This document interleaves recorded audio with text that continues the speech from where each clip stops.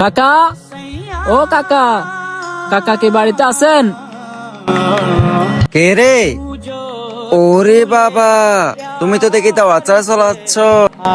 আমার কাকার বাড়িতে আসলাম, আমাকে কোনো দাওয়াত লাগবে নাকি? সুফ, এখানে তোমার কোনো কাকা টাকা নাই। কি কন কাকা, আমি তো আপনার রক্তের, আপনি চাইলে কি সম্পর্ক নষ্ট করতে পারবেন?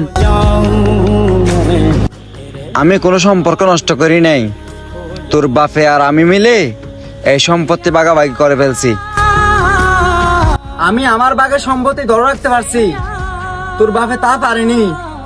তুই কি এই সম্পত্তির জন্য আসছিস এখানে? কি কন কাকা, আমি তো আপনাদের এখানে কয়েকদিনের জন্য বেড়াতে আসলাম, সম্পত্তির জন্য তো আসি নাই। আর আপনারা ছাড়া তো এই দুনিয়াতে আমার আপন কেউ নেই। আর আমার মায়ে বলছে আমাদের সম্পত্তি এখানে লিখে দিয়ে গেছে। তোর মা কথা কইছে, সে সব সময় ফ্যাস লাগাই, তুই একটা ফ্যাস লাগাবি, তুই এখান থেকে চলে যা। যা, ও কোথাও যাবে না। ওই তুই দাঁড়া, আমি আসতেছি।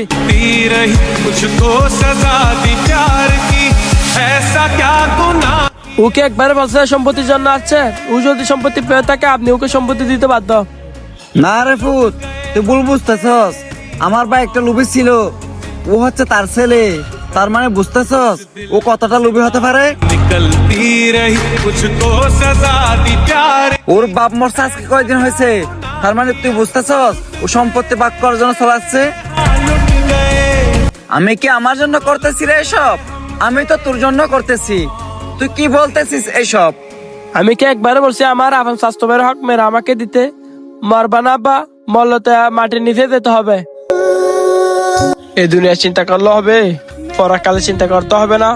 অন্য জনের হক মেরে ঘরে পাহাড় করতেছ, ওই মাটিতে আপনাকে দিন চেপে ধরবে।